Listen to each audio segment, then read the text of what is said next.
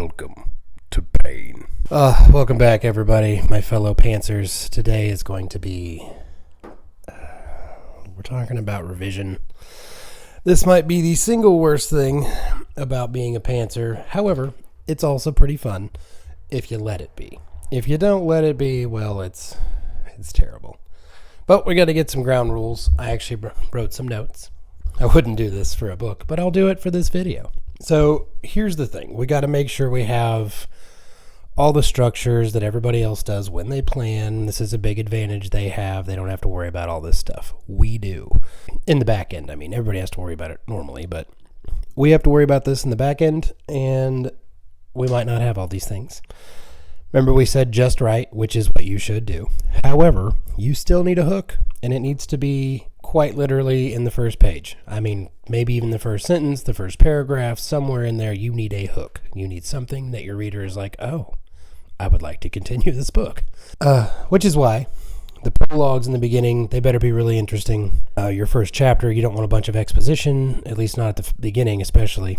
You want to give some call to action for the hero or your protagonist, your antagonist, whatever. Which brings us to our next thing. You need an inciting incident. I mentioned Abby Emmons before.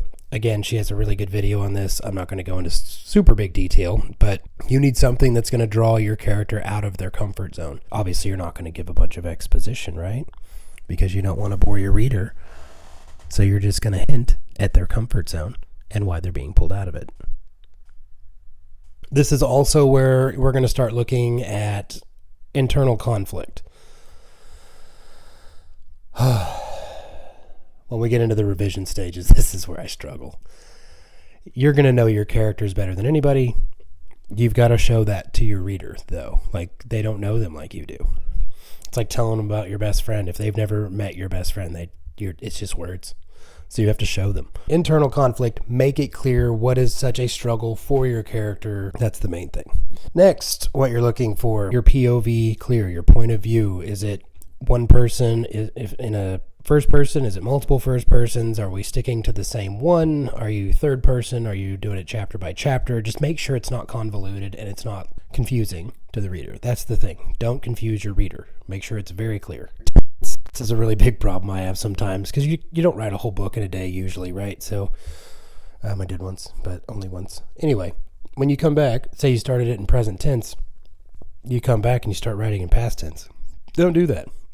I'm really bad about this. I'll go to the bathroom and take like a 5-minute break and come back and change the tense. And then when I go back through revision, I'll have like one chapter in present tense, one in past tense. It doesn't make sense.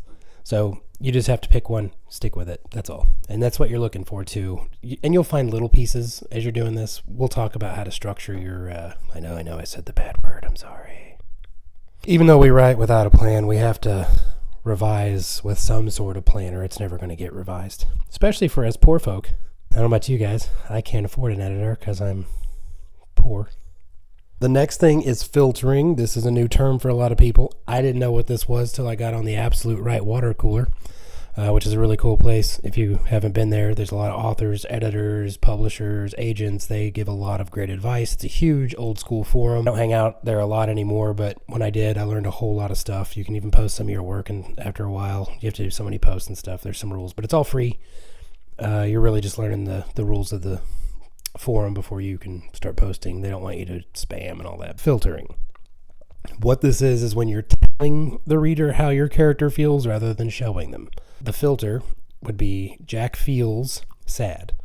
When you say Jack feels, that's a filter. Rather than saying that, you say Jack's heart sank, right? Something like that. We show that he is sad without saying he's sad. That's it. That's all you're doing. It's a really good way to add depth to your characters. It's a really good way to keep your reader immersed. If you filter, filtering just pulls you right out of the story, right? It's like when your little kids if you have children, you know that your little kids don't really have the vocabulary to explain how they feel a lot or what they're feeling or any of that. And so it's like they're telling the story to you and it's really hard to follow. That's what happens when you write with filters. Tone. Make sure your tone is consistent. If you start sad, keep it sad. If you start in a thriller, keep it fast-paced, keep it thrilling. It's okay to put a beat in here every now and again to give your reader a break. In fact, you probably should do that. Depends on the thriller, though.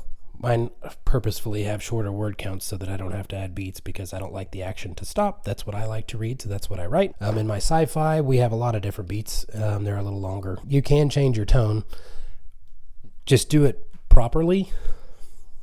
Now it's time for the steps of revision.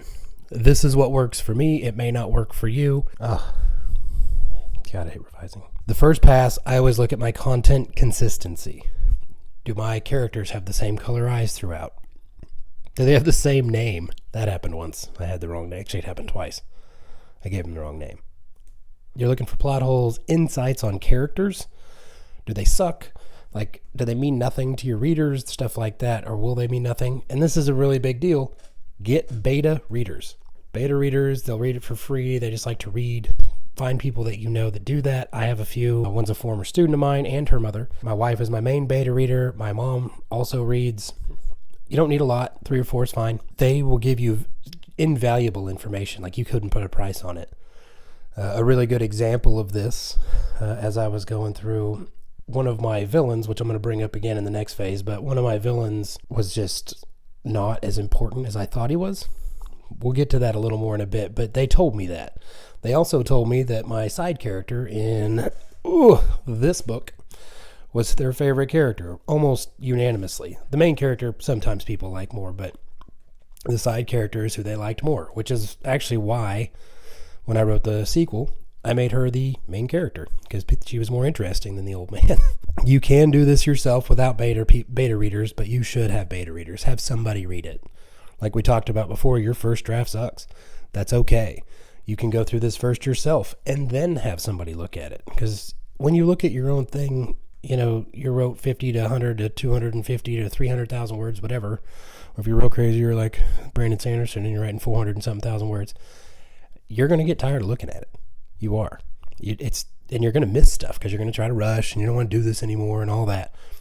Have other people look at it. And I just can't explain how valuable that is. It really is. It's just like the single best thing.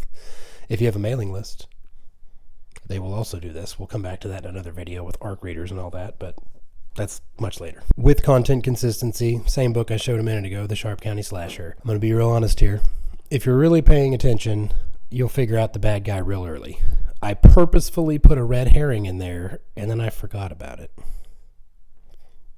Not everybody catches it. It's not the hugest deal, but I made some scenes, and I put it in there so that this guy is kind of a butthole, and that the main character does not get along with him, and vindication or value proposition, whatever you want to call it, for the reader, that they'd be like, yes, that guy's the bad guy. But I forgot that I put it in there, and so it's a lot easier to tell who the actual bad guy is. This is why you need your content consistency. My beta readers didn't catch who the bad guy was, and so they missed that too.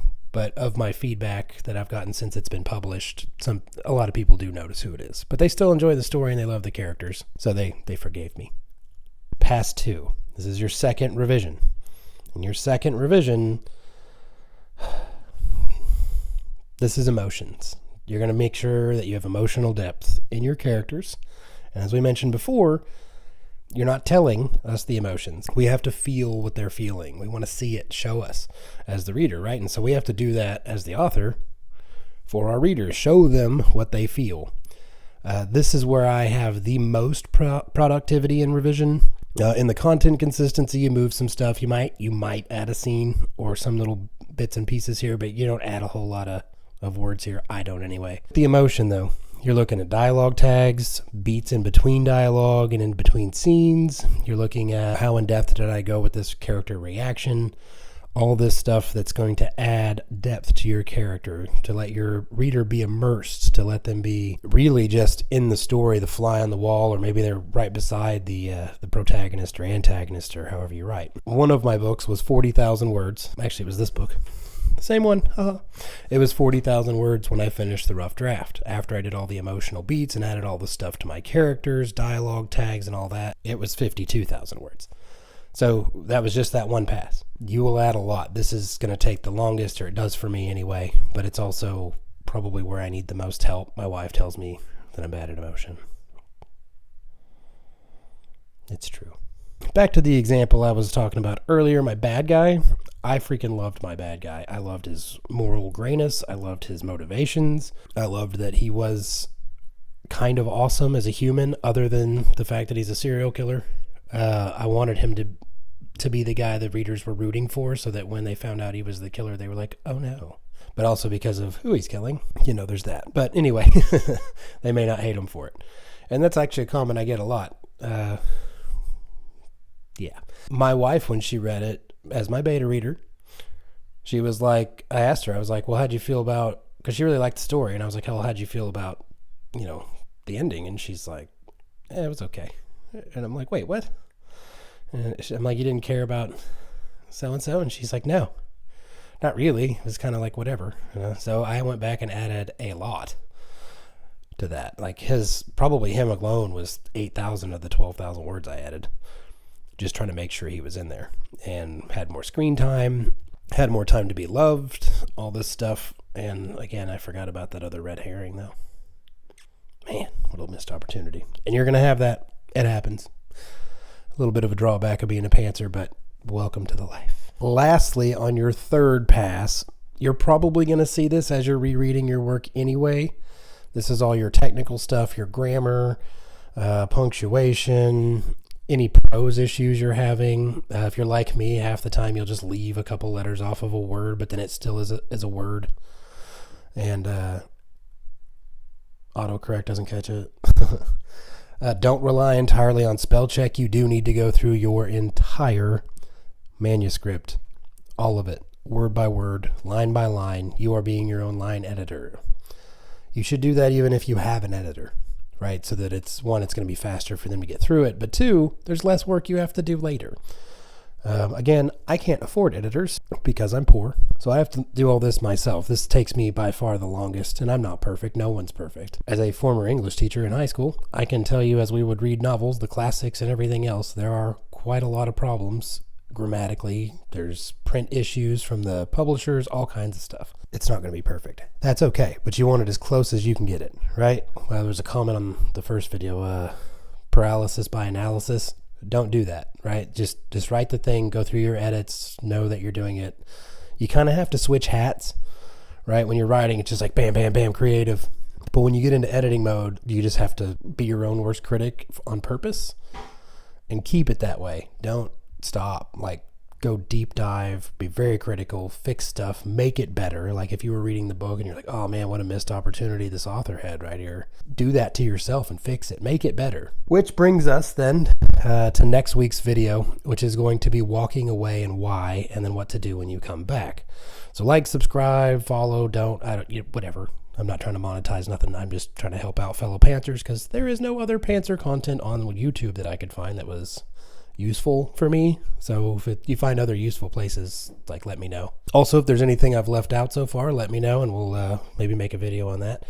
But until next time, yeah, we'll see you later.